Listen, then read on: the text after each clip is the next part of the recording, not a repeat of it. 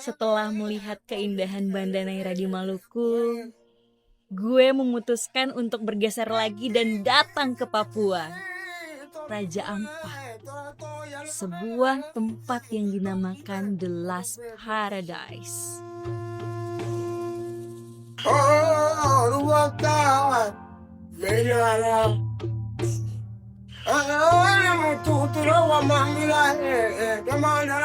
Gue udah gak sabar untuk melihat keindahan bawah lautnya dan juga konservasi mangrove dan penggiat tradisional yang ada di sana.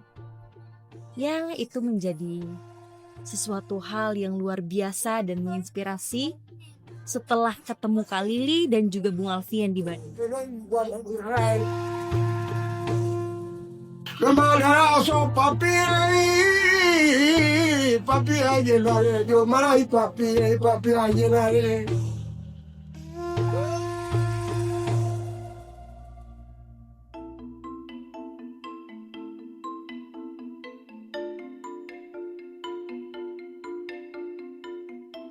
Beberapa tempat luar biasa ini akan gue kunjungin besok. Mulai dari Bukit Tiai Nemo yang menjadi ikon, Pulau Yefkabu yang menjadi kawasan konservasi bawah laut, dan juga Pulau Mutus yang merupakan konservasi mangrove dan lamun. Semua ini tentunya bisa terjadi karena peran KKP yang luar biasa. Memang kalau mau jadi bagian dari solusi ya pesan tiket sekarang juga.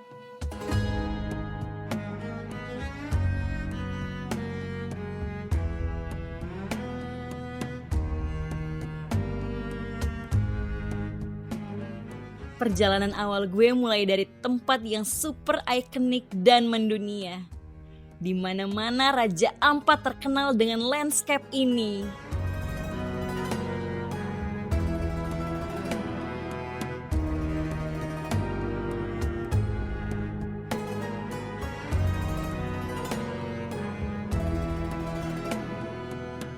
Oh iya, sebelumnya gue mau cerita sedikit nih tentang kenapa daerah ini dinamakan Raja Ampat. Jadi pada zaman dahulu kala ada seorang wanita yang menemukan 7 telur. Di mana 4 diantaranya telur itu menetas dan menjadi 4 pangeran. Yang kemudian menjadi raja di 4 pulau besar. Yakni Waigeo, Salawati, Misol Barat, dan Misol Timur.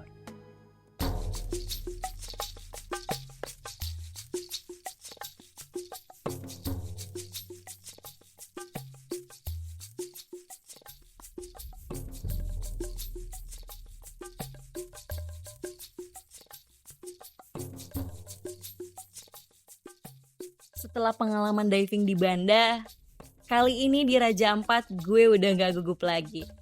Perasaan jauh lebih tenang dan terkendali.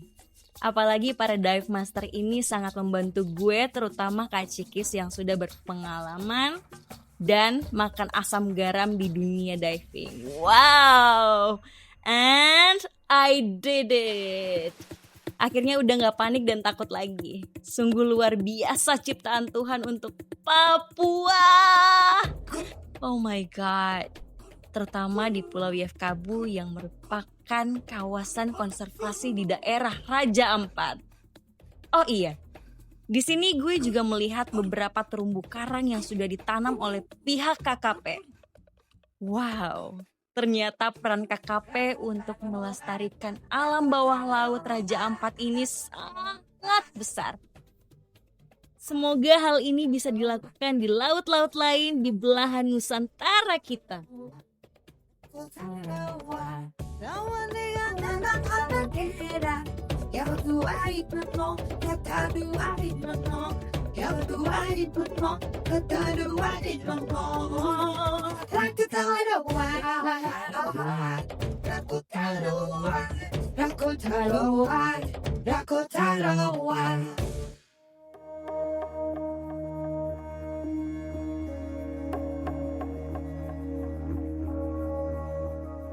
Surga dunia, ya, surga dunia. gue bisa merasakan ketenangan di Pulau Yefkabu ini. Luar biasa pemandangan di luar penginapan yang tradisional ini. Gue bisa menemukan kedamaian yang gak gue temukan di kota-kota besar. Rasanya tuh kayak gak mau pulang. Apa mungkin timur Indonesia akan menjadi tempat masa tua gue? Sudahlah. Sebentar lagi gue ada janji untuk ngobrol-ngobrol dengan Bapak Anto dari BKKPN yang sudah lama ada di sini. Dan beliau membantu beberapa kawasan konservasi. So excited. Untuk kawasan kita sendiri ini kan namanya kawasan konservasi Kepulauan Raja Ampat. Ada satu lagi namanya kawasan konservasi Kepulauan Wego sebelah barat. Itu ada di satu penetapan dan target konservasinya itu adalah terumbu karang, ikan karang, lamun, dan parimanta. Jadi 4 itu yang utama kita data terus sehingga kedepannya penentuan zona-zona dalam kawasan konservasi itu indikatornya adalah 4 itu. Kalau dari aktivitas manusia sendiri tadi seperti yang disampaikan mereka tidak merusak karena mereka tahu sudah aware terhadap keberlanjutan pemanfaatan. Mereka menangkap tidak dengan metode yang destruktif atau ilegal. Biasa pun kalau ada itu biasanya dari luar masyarakat, dari luar kampung Raja Ampat di sini. Nah itu yang biasanya menjadi isu-isu dalam tantangan pengelolaan kawasan konservasi. Jadi kalau untuk masyarakat sendiri mereka sudah tahu terkait biota dilindungi, terkait penangkapan yang ramah lingkungan. Karena mereka tahu sumber penghidupan mereka adalah laut. Jadi mereka menjaga laut ini supaya tidak hanya mereka yang menikmati, tapi anak-anak mereka juga bisa menikmati. Cucu dan keturunan yang lain yang hidup di sini memang jadi dampaknya juga baik kan? Ya, kita harapannya ini bisa masyarakat ataupun bule-bule bisa masuk ke dalam kawasan sehingga masyarakat di sini juga ikut terbantu ekonominya terputar. Betul. Dan kita juga sebagai pengelola kawasan ada namanya perizinan pemanfaatan, itu kita juga bisa mendapatkan keuntungan PNBP untuk negara.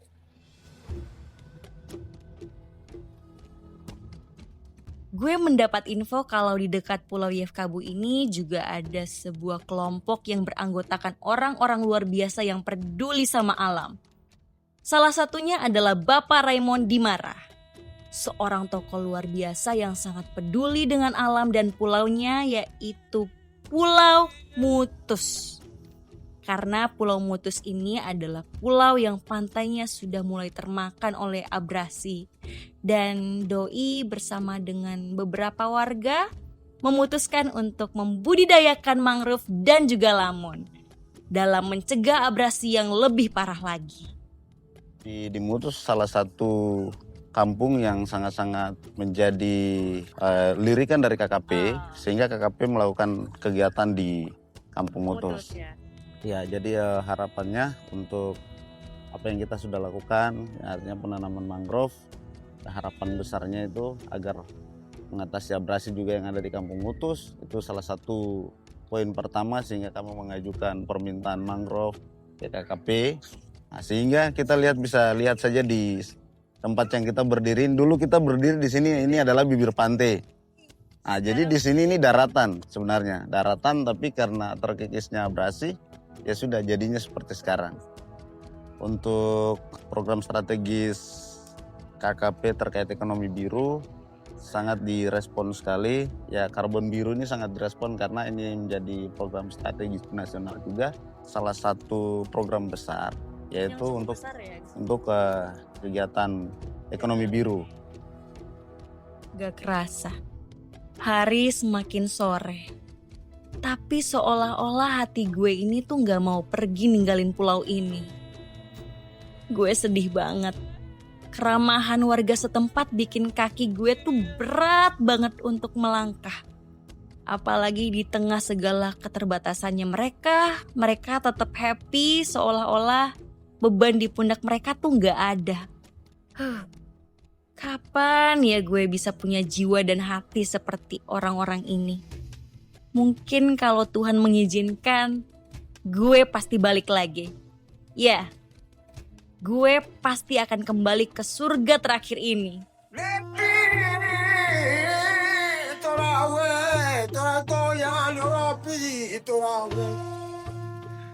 Kunjungi seapark.kkp.go.id.